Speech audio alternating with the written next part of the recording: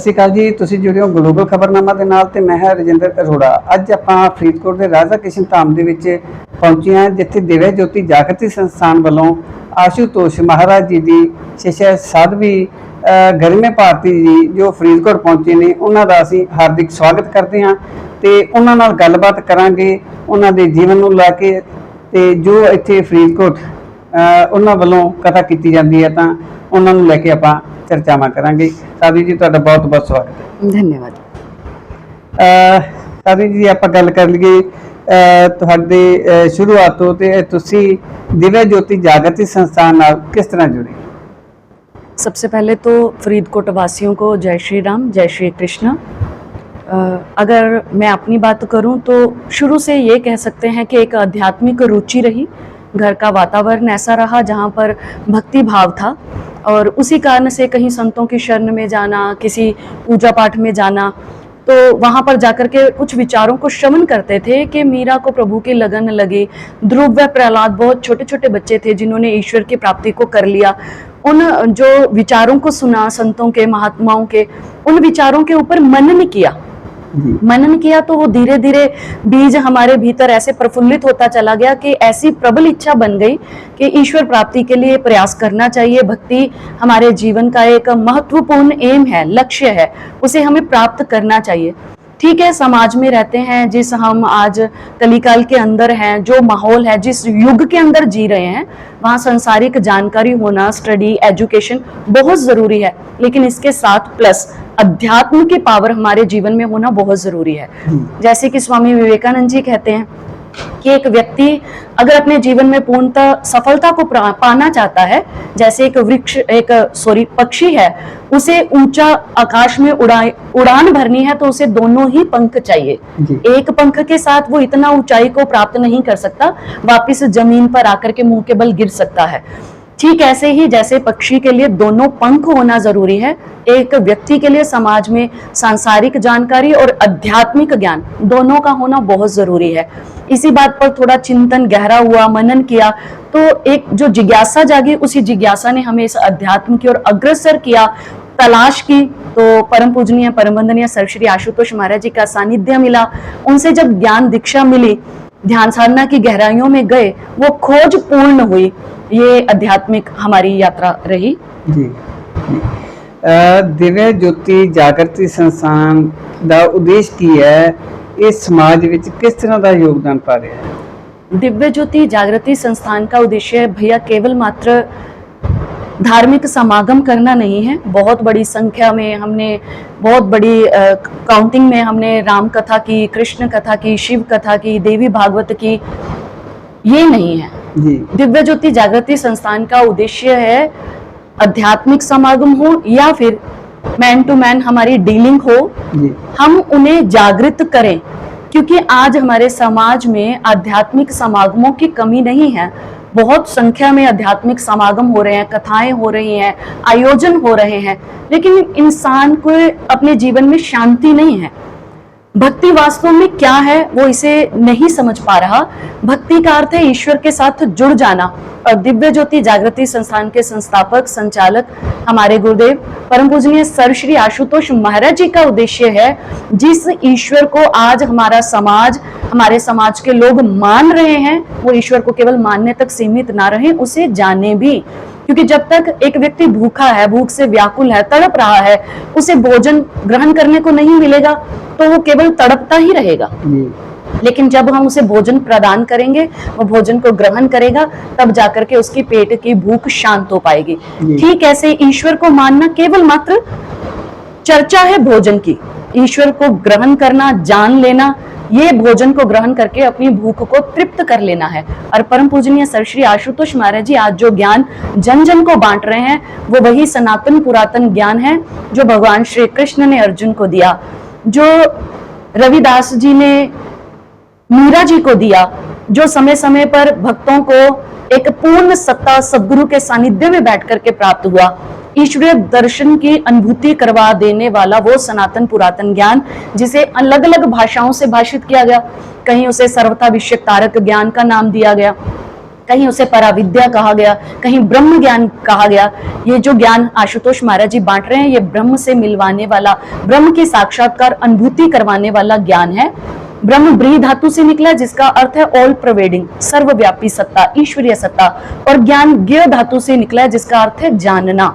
गुरु महाराज जी उस ब्रह्म को जनाने वाला ज्ञान प्रदान कर रहे हैं, और इन कथा समागम के माध्यम से हम लोगों में ईश्वर को जानने की जिज्ञासा उनके भीतर पैदा हो, उनकी आत्मा जागृत हो, ईश्वर की भक्ति की ओर अग्रसर हो। बस ये उद्देश्य हम कथा समागमों के माध्यम से जन जन तक पहुंचाना चाहते हैं। जी, तो आप इधर फरीदकोट राधा कृष्ण धाम में पधारे हैं, तो लोगों का कैसे रिस्पॉन्स रहा, कैसे लोगों का व्यवहार रहा? क्योंकि आप इधर कथा करने के लिए पहुंचे, तो कैसे लोग जो है आ रहे हैं, कैसे पहुंच रहे हैं, कथा जो सुन रहे हैं, तो कैसा उनका रिस्पॉन्स रहा? वैसे तो हम बहुत जगह पे भ्रमण करते हैं, कथाएं, समागम, आध्यात्मिक आयोजन चलते रहते हैं, लेकिन अगर हम बात करें फरीदकोट वासियों की, तो फरीदकोट वासी बहुत ही भक्ति भाव वाले हैं। ऐसे मौसम के दौरान भी जहाँ एक व्यक्ति अपने घर से किसी काम के लिए भी निकलना नहीं चाहता, वो अपने आप को घर के अंदर सेव करना चाहता है, ऐसे माहौल में, ऐसे वातावरण में, मौसम के खराबी के चलते भी बढ़ चढ़ के फरीदकोट के वासी इस समागम में सहयोग दे रहे हैं, इसलिए वो सराहनीय है। उनके भीतर जो ईश्वर के प्रति श्रद्धा है, भाव है, वो उनका यहाँ पर बड़ी संख्या में पहुंचना इस बात का प्रमाण दे रहा है। इसके लिए हम फरीदकोट वासियों का तहे दिल से आभार व्यक्त करते हैं। बहुत बहुत उनका धन्यवाद। आपके जीवन में कोई ऐसी कोई कथा हो जिसने कोई प्रभाव दिया हो, या कोई यादगार कोई बनी हो आपके जीवन में, कोई ऐसी कोई कथा कुछ हो? भैया, अगर हम आध्यात्मिक सफर की बात करें तो मेरे ख्याल से मैं ये कहना चाहूंगी कि जितने भी वर्ष हो गए मुझे समाज सेवा के कार्यों में संलग्न हुए या आध्यात्मिक इन आयोजनों को करते हुए, तो ये अध्यात्म का जो सफर है वो सांसारिक सफर से अलग है, निसंदेह। इसमें कोई भी संकोच नहीं है, कोई भी डाउट वाली बात नहीं है। मेरे ख्याल से जितने भी हमारे इस आध्यात्मिक यात्रा के सफर हैं, हर एक शहर में हर एक जो आध्यात्मिक समागम रहा है, वो अपने आप में एक जीवन का अनुभव रहा है। और अगर कोई यादगार ऐसे हम अनुभव की बात करें तो बहुत सारी जगह पे जाते हैं, कहीं ना कहीं हमें बहुत से संगत मिलती है, उनसे बातचीत होती है। बच्चों के अंदर जो कथा समागम के अंदर आकर के बदलाव आता है। हमने एक जगह पर ऐसे देखा, एक बच्चा जो कथा में रेगुलर आ रहा था, जो पाश्चात्य संस्कृति के रंग में रंगा है, जिसे नहीं पता कि बड़े बुजुर्गों के पैरों को हाथ लगा करके, छू करके नमन करना चाहिए, घर के अंदर हमें बड़े बुजुर्गों के साथ कैसे व्यवहार करना चाहिए। हमने उस कथा के दौरान उस बच्चे के जीवन में ये चेंजेस देखी। कथा के लास्ट डे तक उस बच्चे ने हमें या किसी भी अदर पर्सन को मिल रहा था तो वो हाथ जोड़ करके जय श्री राम कह रहा है, जो हमारी पुरानी संस्कृति में हम देखते रहे हैं बच्चों को, कि बड़े बुजुर्गों को राम राम कह करके बुलाना, मॉम डैड की जगह अपने माँ को बड़ा जो एक वात्सल्य परिपूर्ण एक शब्द है माँ कह करके बुलाना, वो माँ शब्द का प्रयोग कर रहा है, बढ़ चढ़ करके आगे सेवा कर रहा है। ये एक परिवर्तन है, बिल्कुल एक बदलाव है। इसीलिए कहते हैं कि बाल्यकाल एक ऐसा समय है, गोल्डन पीरियड है, बच्चे का मन कोरी स्लेट की तरह होता है। उस समय अगर हम उसे आध्यात्मिक समागम में लेकर आए, संतों के सानिध्य में लेकर आए, तो बहुत सारी बातें ऐसी हैं जो बच्चे को हमें सिखानी नहीं पड़ती, वो खुद ब खुद ऐसे माहौल में जाकर के सीखता है। ये मेरे लिए बहुत एक यादगार पल थे, जहां मुझे लगा कि नहीं, मेरी सेवा करना भी सार्थक हुआ। कुछ विचारों का प्रभाव उस बच्चे की मन की कोरी स्लेट पर पड़ा। ऐसे ही अगर हर एक जगह पर माता पिता अपने बच्चों को लेकर के आए, खुद भी आए, उनके घर का एक माहौल आध्यात्मिक बने, तो घर घर स्वर्ग बन जाए। ऐसी मनोकामना हम करना चाहते हैं। दिव्य ज्योति जागृति संस्थान ਵੱਲੋਂ ਕੀਤੇ ਜਾ ਰਹੇ ਸਮਾਜ ਭਲਾਈ ਦੇ ਕੰਮਾਂ ਦੇ ਬਾਰੇ ਆਪਾਂ ਗੱਲ ਕਰ ਲਈਏ ਜੀ, ਤਾਂ ਕਿਹੜੇ ਕੋਈ ਕੰਮ ਇਸ ਤਰ੍ਹਾਂ ਦੇ ਨੇ ਜਿਹੜੇ ਦਿव्य ज्योति जागृति संस्थान ਵੱਲੋਂ ਕੀਤੇ ਜਾਂਦੇ ਨੇ ਔਰ ਆਉਣ ਵਾਲੇ ਸਮੇਂ ਦੇ ਭਵਿੱਖ ਦੇ ਵਿੱਚ ਵੀ ਕੀਤੇ ਜਾਣਗੇ? सबसे पहली बात तो भैया, समाज में आज बहुत ज्यादा समस्याएं हैं। हम बात करें, आज हमारी जो संस्कृति का मूल स्तंभ है गौ माता, उसकी भी स्थिति दयनीय है। हम बात करें नारी की, जिसे आज इस समाज में अबला की दृष्टि से देखा जाता है, कन्या भ्रूण हत्या है, नारी शोषण के जैसी समस्याएं हैं। हम बात करें जो हमारे समाज की रीढ़ की हड्डी कहलाने वाला युवा वर्ग है, वो भी पूरी तरह से अपने पथ से भ्रष्ट हो चुका है, अपने मार्ग से भटका हुआ है, नशे की ओर बढ़ रहा है, आतंकवाद की ओर बढ़ रहा है, चरित्रहीनता की ओर बढ़ रहा है। बहुत सारी ऐसी समस्याएं हैं हमारे समाज में। और गुरु महाराज जी का ये कहना है कि अगर हम केवल मात्र आध्यात्मिक चर्चा करते रहें, धर्म ग्रंथों के केवल ज्ञान की बात करते रहें, तो शायद हम उन लोगों को नहीं समझा सकते। हमें रूट लेवल के ऊपर जाकर के बीच में उन लोगों के उतर करके काम करना पड़ेगा। एक व्यक्ति तन से रोगी है और हम उससे भक्ति की बात करें, वो अपने तन के रोग से पीड़ित है, तड़प रहा है, तो वो उतनी एकाग्रता से आध्यात्मिक चर्चा को भी वो श्रवण नहीं कर पाएगा। इसलिए उसके तन के रोग का दूर होना भी बहुत जरूरी है। ठीक ऐसे ही हमारी जितनी भी समाज की समस्याएं हैं, उन सारी समस्याओं की जो जड़ है वो है मन।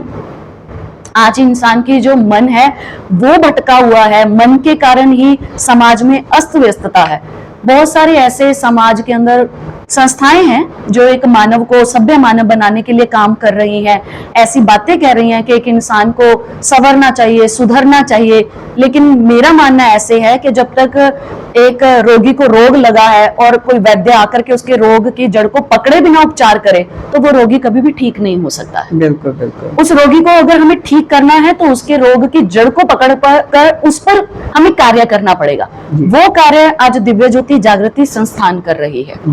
ब्रह्म ज्ञान देकर के मानव के मन का जो रोगी हो चुका है उसका उपचार कर रही है। और दूसरा, समाज की हर समस्या को देखते हुए दिव्य ज्योति जागृति संस्थान की ओर से बहुत से ऐसे प्रकल्प चल रहे हैं। जैसे कि हम बात कर रहे थे गौ माता की दयनीय स्थिति को लेकर, गो कामधेनु प्रकल्प चल रहा है, जिसके तहत दिल्ली के अंदर, बिहार में, सहरसा में, पंजाब में गौशालाओं का निर्माण किया गया, जहां पर हमारी भारतीय नस्ल की जो देसी गाय है उस देसी गाय के संवर्धन व संरक्षण को लेकर के कार्य चल रहा है।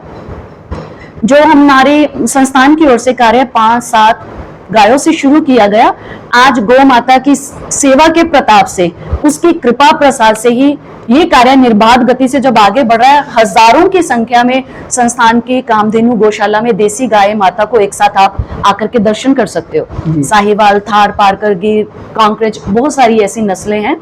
वहीं बात करें हम नारी की, जो अबला की दृष्टि से देखी जा रही है, गुरु महाराज जी का कहना है कि नारी के अंदर आदि शक्ति स्वरूप छिपा हुआ है, लेकिन उसी अपने स्वरूप से नारी को स्वयं परिचित होना होगा। जब तक नारी अपने उसी स्वरूप के साथ परिचित नहीं है, वो अबला ही बनकर के रह जाएगी। जैसे हम बात करते हैं माँ पार्वती की। माँ पार्वती को जब भगवान शिव जगत गुरु बनकर के, एक गुरु बनकर, आध्यात्मिक गुरु बनकर उन्हें ब्रह्म ज्ञान की दीक्षा देते हैं, उनके वास्तविक आंतरिक स्वरूप से उन्हें परिचित करवाते हैं, ध्यान साधना में उतरकर तब वो अपने आदि स्वरूप से परिचित हो पाई। ठीक ऐसे ही नारी को दुर्गा कहा, उसे भवानी कहा, उसे सरस्वती, लक्ष्मी का अवतार कहा, लेकिन अपनी उसी शक्तियों से वो परिचित हो। बिल्कुल। विडंबना ये नहीं है कि नारी को आज कोई समाज में समझता नहीं है, विडंबना ये है कि नारी स्वयं अपने उस शक्ति स्वरूप को नहीं समझती है, अपने उसी शक्ति स्वरूप से वो परिचित हो, इसलिए उस ज्ञान के साथ वो जुड़े।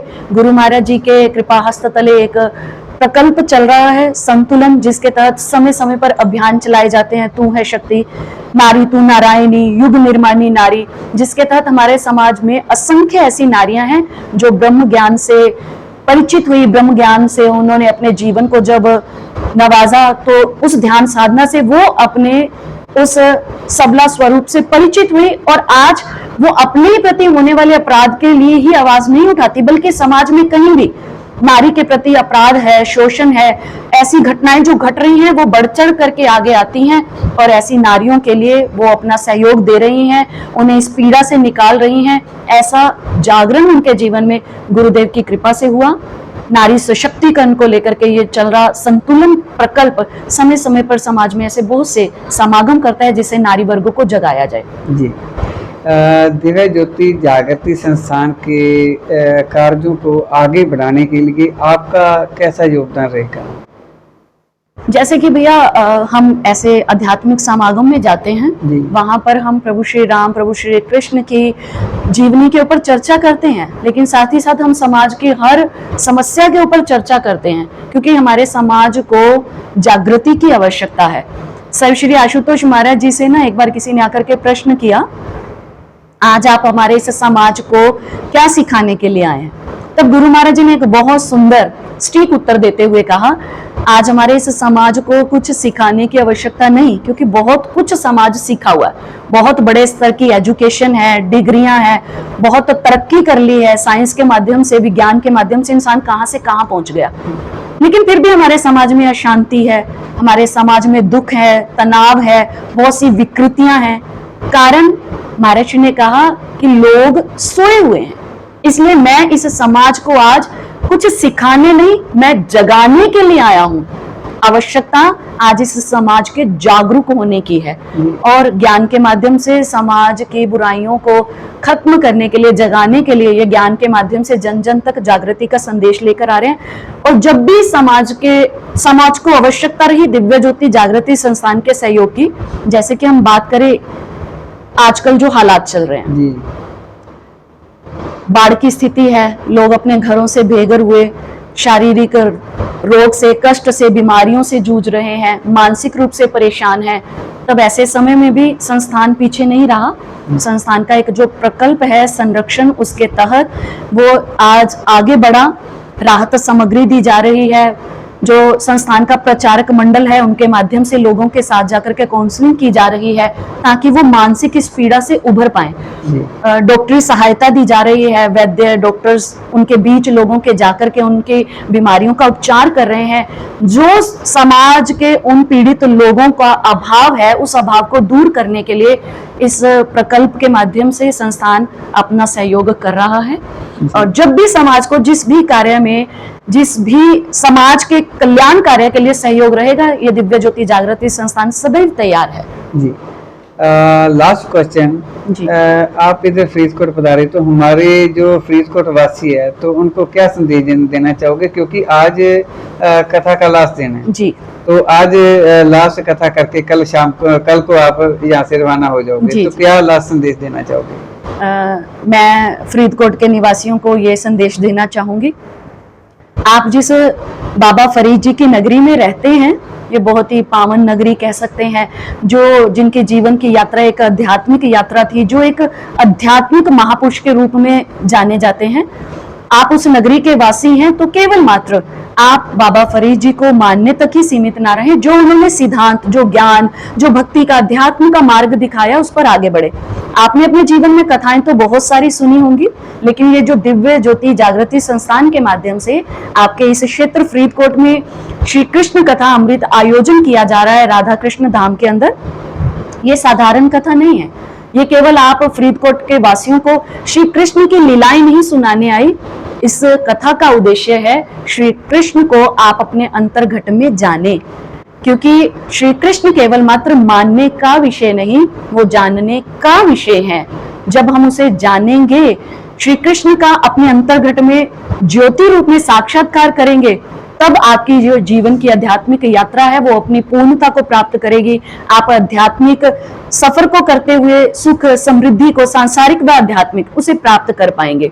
भगवान श्री कृष्ण श्रीमद् भगवद गीता में अपने इसी स्वरूप की स्वयं चर्चा करते हुए कहते हैं, ज्योति श्याम पित्त ज्योति तमसा परमुच्यते ज्ञानम गे ज्ञान गम्यम हृदय सर्वस्य विष्टितम, कि मैं ज्योतियों की विशाल ज्योति हूँ और ज्योति स्वरूप में मैं प्रत्येक प्राणी के हृदय के अंदर विद्यमान हूँ।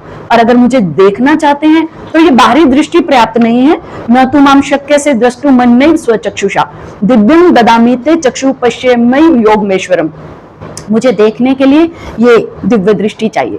जैसे हम सबके दोनों आंखों के मध्य यहाँ पर भ्रिकुटी में एक दसम द्वार है, तृतीय नेत्र है, जिसे डिवाइन आई कहा, जहां हम तिलक लगाते हैं, उस नेत्र के उजागर होने की आवश्यकता है, क्योंकि उसी नेत्र के खुलने पर हम भगवान के उस शाश्वत सनातन भक्ति स्वरूप को अपने इस घट में जान पाएंगे।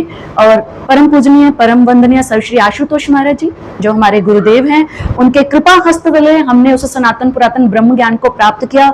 इस दसम द्वार के उजागर होने पर श्री कृष्ण भगवान का अपने अंतर्घट में साक्षात्कार किया और इसी कारण से आज हम मीरा की मानित, जैसे मीरा ने जब भगवान की अनुभूति प्राप्त की तो उसने एक शोर मचाया कि पायो जी पायो मैंने राम रतन धन पायो, वस्तु अमोलक दई मेरे सदगुरु कृपा कर अपनायो। आज ठीक ऐसे ही मीरा की मानित हम उस ईश्वर को जानने का, ईश्वर के साथ जुड़ने का संदेश लेकर इस कथा माध्यम से आपके इस फरीदकोट क्षेत्र के अंदर आए हैं। और मेरा आप सभी फरीदकोट निवासियों से ये निवेदन है कि आज आपके इस क्षेत्र में जो कथा रूपी गंगा बह रही है, उस गंगा में आकर के आप जरूर गोता लगाएं। आज कथा का अंतिम दिवस है। श्री राधा कृष्ण धाम के अंदर आप सभी बढ़ चढ़ करके आए और प्रभु श्री कृष्ण की कृपा को प्राप्त कर श्री कृष्ण को अपने अंतर्घट में जानकर अपने जीवन को सार्थक करें। साहब जी एक क्वेश्चन हो रहा है, जिस तरह आजकल की नौजवान पीढ़ी जो है जी वो ਟੁੱਟ ਚੁੱਕੀ ਹੈ, ਨਸ਼ਿਆਂ ਵੱਲ ਰੁਝਾਨ ਉਹਨਾਂ ਦਾ ਜ਼ਿਆਦਾ ਹੈ, ਜਾਂ ਆਪਾਂ ਇਧਰਲੇ ਪਾਸੇ ਕਹਿ ਲਈਏ ਤਾਂ ਇਧਰਲੇ ਪਾਸੇ ਜੁੜਨ ਦੀ ਬਜਾਏ ਉਹਨਾਂ ਦਾ ਧਿਆਨ ਜਿਹੜਾ ਹੈ ਹੋਰ ਪਾਸੇ, ਜਾਂ ਸੋਸ਼ਲ ਮੀਡੀਆ ਵਾਲੇ ਪਾਸੇ ਕਹਿ ਲਈਏ ਜਾਂ ਨਸ਼ਿਆਂ ਵਾਲੇ ਪਾਸੇ ਕਹਿ ਲਈਏ। ਅਗਰ ਜੇ ਕੋਈ ਲੋਕ ਜਿਹੜੇ ਆ ਜੁੜਨਾ ਚਾਹਣ, ਇਧਰ ਆਪਣੀ ਸੰਸਥਾ ਦੇ ਨਾਲ ਜੁੜਨਾ ਚਾਹਣ ਤਾਂ ਉਹ ਕਿਸ ਤਰ੍ਹਾਂ ਜੁੜ ਸਕਦੇ ਆ, ਜਾਂ ਕੋਈ ਉਹਨਾਂ ਨੂੰ ਕੋਈ ਕੰਟੈਕਟ ਨੰਬਰ ਜਿਹੜਾ ਹੈ ਕੋਈ ਜਾਰੀ ਕੀਤਾ ਜਾਵੇ, ਜਾਂ ਕੋਈ ਕਿਤਾਬਾਂ ਲੈ ਕੇ, ਜਾਂ ਕਿਸ ਤਰ੍ਹਾਂ ਹੋਰ ਜੁੜ ਸਕਦੇ ਨੇ ਲੋਕ? भैया देखिए, दिव्य ज्योति जागृति संस्थान सबके लिए खुला है जी। हर समय ये दिव्य ज्योति जागृति संस्थान समाज के हर वर्ग के व्यक्ति के लिए आह्वान करता है। हम बात कर रहे हैं अगर आज के यूथ की, तो ये बिल्कुल सही है कि हमारे जो आज की यूथ है, हम उनको अगर देखें, उनकी स्थिति बहुत ही शोचनीय है, बहुत ही दयनीय है। एक रिपोर्ट है, निंसल मीडिया रिसर्च की रिपोर्ट बताती है कि आज हमारे इस समाज के युवाओं के पथभ्रष्ट होने का, निष्क्रिय होने का, जिसके भीतर एक ऊर्जा, एक उत्साह, एक स्फूर्ति हुआ करती थी, जो हमारे देश की रीढ़ की हड्डी कहलाता है।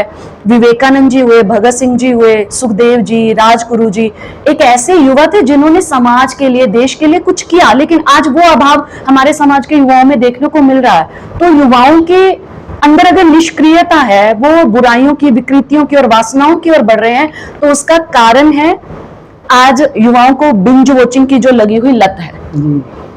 बिंज वॉचिंग की ये जो लत है, जिसके कारण वो ज्यादा से ज्यादा अपना समय जो है वो फोन के ऊपर व्यतीत करते हैं। 8-8 घंटे है, कितने कितने घंटे रेगुलर वो सीटिंग करते हैं मोबाइल के ऊपर, और मोबाइल के ऊपर वो जो देख रहे हैं मन परचावे के लिए, वो मन परचावे के नाम पर अपने जीवन के साथ एक छल कर रहे हैं। एक समय था जिस समय ये कथा, कहानियां, गीत, संगीत प्रेरणादायक हुआ करते थे, युवाओं के भीतर वो जज्बा जगाया करता था। लेकिन आज ये दुर्भाग्य ही कहेंगे, ऐसे साहित्यकार, रचनाकार, गीतकार जो आज अपनी ईश्वर के दी गई कला का सदुपयोग नहीं कर पा रहे, असभ्य शब्दों का प्रयोग करते हैं, ऐसी ऐसी अश्लील धुनों के अंदर उन शब्दों को पिरोकर हमारे समाज के युवाओं को प्रस्तुत कर रहे हैं, जिसके कारण उनके अंदर जज्बा नहीं जाग रहा, उनके अंदर वासनाएं भड़क रही हैं, उनके अंदर ऐसी ऐसी कुत्सित भावनाएं जन्म ले रही हैं जो उन्हें समाज कल्याण कार्यों के लिए प्रेरित नहीं कर रही, उनके भीतर नेगेटिविटी को लेकर आ रही हैं, बुराइयों को जन्म दे रही हैं। इसलिए संस्थान की ओर से एक प्रकल्प चल रहा है, बोध प्रकल्प, जो है हमारे समाज को, इस युवाओं को नशे से मुक्त करने के लिए नशा मुक्ति अभियान कार्यक्रम चलते हैं, जिसके तहत हमारे समाज के उन युवाओं के साथ जाकर के काउंसलिंग की जाती है, उन्हें उनके जीवन के एम से, ध्येय से परिचित करवाया जाता है। और महाराज की कृपा से बहुत सारा हमारे समाज का ऐसा असंख्य युवा वर्ग है, यंगस्टर हैं, चाहे वो युवक हैं या युवतियां, वो आज ब्रह्म ज्ञान से जब जुड़े, ध्यान साधना की गहराई में उतरे, उन्होंने अपने जीवन से नशे का परित्याग किया, आज वो एक सशक्त युवा बन करके समाज के अंदर नशे को मुक्त करने के कार्यों के अंदर संलग्न है। इस बोध नामक प्रकल्प के तहत समय समय पर नशा मुक्ति अभियान कार्यक्रम चलाए जाते हैं। वो बच्चे जो स्कूल के अंदर हैं, कॉलेज के अंदर हैं, यूनिवर्सिटी के अंदर हैं, उनके अंदर आर्ट है, एक कला है, लेकिन हर एक व्यक्ति अपनी कला को सही दिशा में नहीं लगा पा रहा। गुरु महाराज जी के कृपा हस्त तले उनको मार्गदर्शन दे करके उनकी दिशा को सही किया जा रहा है, और वो बच्चे आज अपने आर्ट का प्रयोग करते हैं। एक सैम नामक बैंड है, जिस बैंड के तहत YPSS युवा परिवार सेवा समिति के नाम से एक जो यंगस्टर अंग है, एक वो मिलकर के भाई समाज के युवाओं को जगाने का कार्य कर रहे हैं। गीत के माध्यम से, संगीत के माध्यम से, नृत्य कला के माध्यम से, जो भी आर्ट उनके अंदर है वो अपने आर्ट का, अपनी कला का, अपनी क्षमता का प्रयोग अपने ही जैसे युवाओं के जीवन को बदलने के लिए कर रहे हैं। और महाराज जी का उद्देश्य है, दिव्य गुरु सर्व श्री आशुतोष महाराज जी का, आज हमारे समाज के उन युवाओं को संपूर्ण व्यक्तित्व प्रदान करने का। संपूर्ण व्यक्तित्व का अर्थ भाव है जहां हमारे समाज के युवाओं में जोश है, जोश के साथ उनमें होश भी हो, क्योंकि जब युवाओं में जोश के साथ होश होगा तभी वो अपनी एनर्जी को सही दिशा में लगा पाएंगे। महाराज जी ने कहा वो युवा असली युवा है जो वायु अर्थात परिस्थितियां हैं, समाज की बुराइयां हैं, विकृतियां हैं, मन है, वासनाएं हैं, ऐसी बुराइयों के वेग में बह ना जाए, बल्कि असली युवा वो है जो वायु को अपनी इच्छा के अनुसार चलाए, वो वायु के वेग को बदल दे, वायु के वेग के साथ खुद ना बह जाए। आज महाराज जी ऐसे सशक्त युवाओं का निर्माण कर रहे हैं, उसका केंद्र मूल बिंदु ये ब्रह्म ज्ञान है। जैसे श्री कृष्ण भगवान ने अर्जुन को, जो निराश हो चुका था, जो मोहग्रसित था, धर्म युद्ध को करने से इनकार कर रहा था, भगवान श्री कृष्ण ने उसके मस्तक पर हाथ रख करके उसे कहा, मन के स्तर से ऊपर उठकर अपनी आत्मा को जान, तभी तू एक विजयी योद्धा बन सकता है। ठीक ऐसे ही जागृति का कार्य सर्व श्री आशुतोष महाराज जी के माध्यम से युवाओं के लिए हो रहा है, और सभी समाज के युवाओं का हम आह्वान करते हैं, आइए दिव्य ज्योति जागृति संस्थान के साथ जुड़िए, YPSS युवा परिवार सेवा समिति का अंग बनिए, और ऐसे आध्यात्मिक समागमों के साथ साथ सोशल मीडिया पर अगर हम देखें, बहुत से ऐसे प्लेटफॉर्म हैं जिस माध्यम से वो संस्थान के साथ आकर के जुड़ सकते हैं, संस्थान की जानकारी ले सकते हैं। आपके पास ही फरीदकोट के पास कोटकपुरा क्षेत्र में दिव्य ज्योति जागृति संस्थान का आश्रम है, वहां भी आकर के वो साध्वी बहनों के साथ अपने जीवन की समस्याओं को लेकर के विचार विमर्श कर सकते हैं, अपनी समस्याओं का हल प्राप्त कर सकते हैं। इस सन साध्वी घरना भारती जी जो इतने फरीदकोट पहुंचे हुए ने, अज कथा का आखिरी दिन है, तो शाम 7 बजे तो 10 बजे तक कथा जो है इन्हों वालों की जानी है। तो दिव्य ज्योति जागृति संस्थान वालों स्वामी धीरानंद जी भी अपने नाल जुड़े ने, उन्होंने नाल आपां गलबात करते हैं। जो पिछले दिनों तो लैके इत्थे कथा की जा रही सी, तो अज कथा का आखिरी दिन है, किस तरह का लोगों वालों सहयोग रहा, किस तरह का लोगों वालों रिस्पॉन्स रहा, कथा सुनने आए लोगों ने किस तरह उन्होंने मिले या किस तरह का होया, आपां गलबात करांगे स्वामी जी नाल। स्वामी जी सब तो पहला तुहाडा बहुत बहुत स्वागत है। स्वामी जी जिहड़ी कथा चल रही सी, अज कथा का आखिरी दिन है, तो किस तरह लोगों का रिस्पॉन्स रहा, और जिहड़ी अज कथा होनी है वो टाइमिंग जिहड़ी हैगी किन्ने बजे तो किन्ने बजे तक होनी है, और शहर वासियों को की संदेश देना चाहोगे? दिव्य ज्योति जागृति संस्थान के द्वारा श्री कृष्ण कथा का भव्य आयोजन श्री राधा कृष्ण धाम के पवित्र प्रांगण के अंदर किया गया।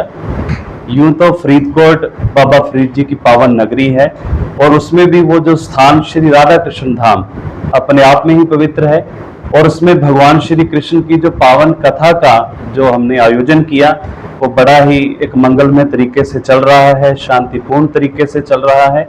इस कार्यक्रम में समाज के हर एक क्षेत्र से, चाहे वो राजनीतिक क्षेत्र है, सामाजिक क्षेत्र है, धार्मिक क्षेत्र है, हर क्षेत्र से सभी लोग पधार रहे हैं, बढ़ चढ़कर अपनी हाजिरी लगा रहे हैं।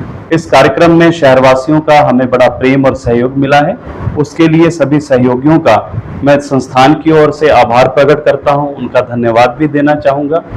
और आज का जो कार्यक्रम है, क्योंकि आज कथा का अंतिम दिवस है, मैं सभी नगरवासियों से आह्वान करूंगा कि रविवार है उसका भी लाभ उठाएं, समय से पहुंचे, ठीक 7 बजे श्री राधा कृष्ण धाम में पहुंचकर भगवान श्री कृष्ण की जो कथा है उसका रसपान करें, और जो भगवान श्री कृष्ण की मर्यादाएं हैं, जो उनके संस्कार हैं, जो उन्होंने हमें शिक्षा प्रदान की, उसके अनुरूप अपने जीवन को ढालें, और निश्चित ही हम सभी सच्चे सनातनी बनेंगे तो भारत पुनः विश्व गुरु कहलाएगा।